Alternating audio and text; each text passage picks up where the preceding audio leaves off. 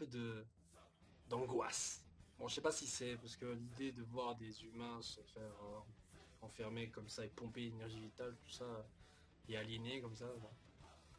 Moi ça me fout les jetons, je trouve. Dans tous les cas, on sent vraiment le désespoir dans ce chapitre-ci qui me rappelle beaucoup Matrix, hein, pour ceux qui ont vu le film, qui me rappelait beaucoup le début de Matrix avec les humains qui sont enfermés comme ça, enfin, qui sont plongés dans la matrice et leur corps est cultivé comme ça par les machines. Moi je trouvais ça un petit clin d'œil sympathique. Alors, le plan du Mugen Tsuyokomi, ou traduit en français normalement ce serait les arcanes lunaires infinis, bah, se déclenche enfin, il était temps, et après plusieurs centaines, plusieurs cinquantaines de chapitres, on y est. Donc au final, le Mugen Tsuyokomi, donc, qui au final devait être donc le Rinnegan, enfin, le Rinnegan bizarre, donc, qu'avait Kaguya Aguromo, et maintenant évidemment Madara, et aussi Sasuke avec sur son œil, reflète sur la lune, je me suis dit, bon bah ça va être voilà, ça va être une lune rouge ou quoi, c'est tout. Et ben non, en fait ça s'est transformé en une sorte de soleil. Donc en réalité cette lumière a ébloui tout le monde, et tous ceux qui voient ou touchés par la lumière, je sais pas en tout cas, obtiennent une sorte de Rinnegan et sont hypnotisés. D'ailleurs c'était assez marrant de voir Orochimaru se faire prendre comme ça dans cette technique. Enfin je veux dire, quand on imagine Orochimaru, on le voit mal comme ça en difficulté, toujours avec une grimace comme ça, mais on le voit pas genre. Ça m'a fait bizarre, je suis sûr que vous aussi vous avez dit putain c'est trop bizarre de voir Orochimaru comme ça. Bref, et visiblement cette technique a touché donc tout le monde, même les animaux j'ai l'impression, tout le monde, au point même que même, je veux dire ouais, que voilà, que même les animaux soient touchés quoi, donc tous les êtres vivants sont vraiment pris dans ce genjutsu incroyable. À part les Edo Tensei visiblement, vu que ça a aucun effet sur Tobirama, sur qui se demande d'ailleurs pourquoi, et aussi sur Hiruzen, donc Sandaime, et même Yondaime à la fin du chapitre, et aussi donc Hashirama qui n'est pas touché par cette illusion-là. Et je vais dire pourquoi par la suite, pourquoi ils ne le sont pas d'ailleurs. Donc en dehors de ça, on a aussi Sasuke qui comprend vite fait que là, c'est la merde, il faut vite se cacher. D'ailleurs, pourquoi, comment il a su d'ailleurs, que son Susanoo allait les protéger de la lumière. Alors pour moi, il est évident qu'en fait, le Susanoo le protège de tout ce qui est sort de Genjutsu peut-être, enfin pas de Genjutsu, mais toutes les sorts liés aux techniques de scellage. Enfin, je crois que c'est une sorte de protection vis-à-vis de certains jutsu qui aliènent la personnalité ou quoi. Genre imaginez, par exemple, lors du combat, non, rappelez-vous, lors du combat contre Danzo, Danzo avait utilisé une technique, par exemple, qui scellait les mouvements de Sasuke. Et le mec, il a réussi à se libérer en activant le Susanoo. Donc, à mon avis, le Susanoo doit obtenir une sorte de protection vis-à-vis peut-être du Genjutsu, oui, en réalité, parce que au moment où il a combattu Itachi, il n'avait pas le Susanoo, et un combat de Genjutsu par la suite, il n'en a pas vraiment eu, en réalité. Enfin vite fait avec Tayuya, enfin le Tayuya avec la version, l'illusion sonore de Tayuya utilisée par Kabuto, mais c'est sonore, donc le Susanoo ne peut pas le protéger contre le son. Donc peut-être que c'est ça la spécificité du Susanoo de Sasuke, c'est qu'il ne peut pas tomber dans une illusion. Et pareil pour Itachi peut-être aussi. En fait c'est pareil pour tous les Susanoo en réalité. Mais bon Itachi, bon, il avait peut-être pas voulu activer le Susanoo directement, donc c'est pour ça qu'il s'est laissé prendre vers l'illusion de Sasuke au début de leur combat. Hein. Mais bon, donc c'est une théorie, mais en tout cas ça les protège. Donc en dessous on a Sakura, Sakura, Kakashi et Naruto qui sont cachés avec Sasuke et qui attendent donc le bon moment. Donc à mon avis, ce qui va se passer, c'est que les quatre là vont rester là et ils vont pas bouger pour l'instant. C'est plus leur moment pour l'instant. Ce qui va se passer maintenant, c'est qu'on aura un retour des quatre Hokage qui vont arrêter le Mugen Tsuyokomi, à mon avis, d'une manière ou d'une autre, en tout cas, ou vont peut-être détruire la lune, comme dans Dragon Ball, en faisant un super Kamehameha, j'en sais rien. Mais en tout cas, ils vont détruire peut-être soit la lune, ce qui sera d'ailleurs assez bizarre et rigolo, mais à mon avis, ce qu'ils vont faire, c'est qu'ils vont peut-être utiliser une technique qui permettra donc je sais pas, à Shirama, peut-être ils vont lui arracher l'œil là, ou quoi, je sais pas, donc d'arrêter le Mugen Tsuyokomi. Donc, comme j'avais dit, tout le monde est pris dans l'illusion, et même Bi. Visiblement, parce qu'on va pas me dire que c'est lune de soleil empêche le truc, hein, mais Bi donc est en vie et est là. Donc certains diront comment ça se fait que Bi est en vie. Et donc il a utilisé visiblement, encore une fois visiblement, oui, la même technique qu'il a utilisée pour échapper à la Katsuki la première fois, c'est-à-dire qu'il a coupé une tentacule. Mais je me suis dit, attends, mais c'est pas un peu cheaté ça comme technique. Je veux dire, tous les Bijou auraient pu faire ça avec leur rotin, ils auraient pu arracher une queue et voilà, survivre. Donc à mon avis, ce qui s'est passé, c'est qu'en coupant une queue et que Bi était à l'intérieur, que le chakra de la queue permette à Bi de survivre à l'extraction du bijou. Mais je veux dire que c'est un peu bizarre comme truc, il aurait pu le dire aussi à Naruto juste avant, quoi, comme truc, il aurait pu aussi se couper une queue et tout. Donc je trouvais ça un peu bizarre et un peu trop facile. Donc tant pis. Mais bon, Bi est en vie, donc Bi est en vie, voilà quoi, tant pis. Je veux dire, c'est vrai que préparer la mort de Bi comme ça aurait pris certainement plus d'un chapitre, parce que le perso était important, tout ça, donc l'auteur voulait certainement pas perdre du temps. Donc à mon avis, il a pas cherché à trouver, il a cherché juste à le faire survivre comme ça de manière logique. Enfin, logique entre guillemets. Quoi.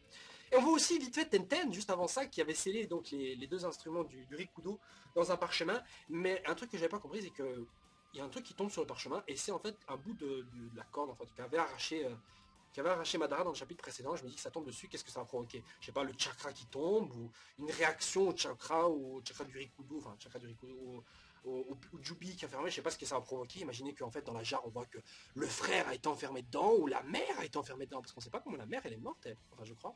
Enfin, bon, en tout cas, on sait pas, donc, allez savoir ce que ça va déclencher. Et si on me dit que c'est Tenten qui va vaincre Madara, ou c'est peut-être ça qui va effectivement arrêter Rikudo, enfin arrêter Madara et son Mugentu comme peut-être les instruments. Non, je pense pas. À mon avis, peut-être les instruments vont servir à sceller Madara. Mais pourquoi est-ce que moi j'aime pas cette idée?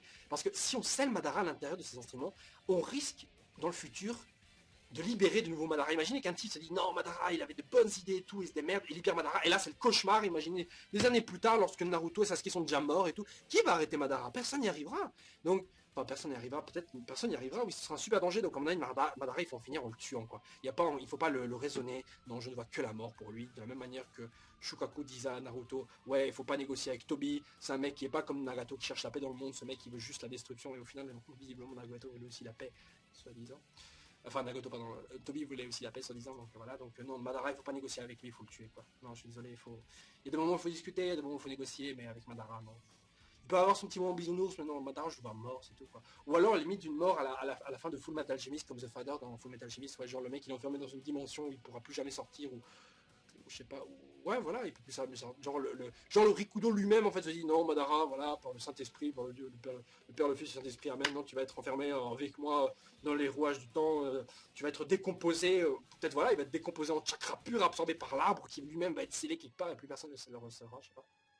Je sais pas, de la même manière que toute la descendance de Shikamaru va surveiller à ce que Idan soit enfermé dans son trou, bah, toute la descendance de Naruto et Sasuke vont veiller à ce que Madara ou l'arbre, ou que sais-je, soit scellé et reste scellé. Hein. Peut-être c'est ça, hein, je sais pas. Donc après ça, donc si Tenten effectivement doit avoir un moment sympathique et un moment genre oui, voilà, Tenten a eu son moment comme Sakura a eu son moment, comme Hinata a eu son moment face à Pain en essayant de sauver Naruto, et ben Hinata, pardon, et ben, Tenten aura son moment en scellant le méchant le plus puissant, un des plus puissants méchants de shonen actuels. Non, non, j'ai pas envie qu'elle fasse ça. Non, c'est pas à elle de le faire. Elle aura peut-être un petit moment important, mais voilà, c'est vrai qu'elle a été très délaissée à ces temps. Bref, donc on voit en dehors de ça que aussi que donc l'esprit de Kaguya a vraiment envahi Madara au point de voilà, genre on a une image d'elle qui sur le monde, comme ça derrière le monde, genre elle a une emprise sur le monde. Et c'est assez glauque comme image. Parce que je voyais pas au final Kaguya vraiment comme une méchante. C'est vrai qu'on la voyait comme un démon avec sa puissance, tout ça, mais je me suis dit, Aguramo dit ouais, c'est une méchante et tout, alors que les fils, voilà, c'est des dieux, c'est des saints, c'est des voilà. Et la mère, en fait, c'est un démon. Je veux dire, c'est un peu bizarre, en fait. C'est peut-être la fusion d'esprit donc de l'arbre, du Jubi et de la mère qui a peut-être vraiment fait péter les plombs à Madara ou quoi. En tout cas, c'est un peu bizarre. Je m'attendais pas à ce que Kaguya soit représenté comme ça, comme une méchante. Quoi. Et même, par exemple, Hinata, je me suis dit à un moment, il va résister peut-être au Mugen Tsuyokomi parce qu'elle a le Byakugan, c'était l'œil que possédait Kaguya ou quoi. Mais bon, que nenni, non, ils sont tous enfermés. Donc on voit que Madara oui, utilise une sorte de Chukai Kodan à l'échelle mondiale pour pouvoir donc cultiver tout le monde et les enfermer et pomper leur énergie vitale. Donc c'est plus leur chakra, c'est leur énergie vitale. Hein, donc ça veut dire qu'ils là ils vivent de leur énergie, ils perdent leur espérance de vie à force de rester dans ce truc-là. Donc je trouve ça horrible. Et on a aussi confirmation que l'homme derrière le Zetsu Spiral, c'est bien Yamato, qui d'ailleurs lui-même a été pris dans le Mugen Tsuyokomi. Parce qu'à un moment donné, il a un Rinnegan et les gens disaient quoi, il a débloqué le Rinnegan quoi. Mais non, en fait, c'est à cause du Mugen Tsuyokomi.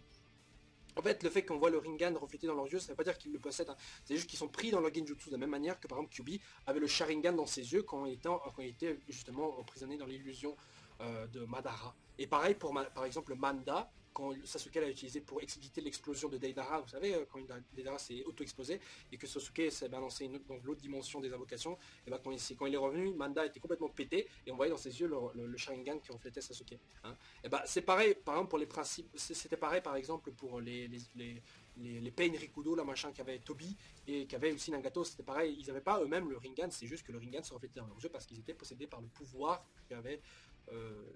des yeux qu'avait justement le propriétaire original. Voilà.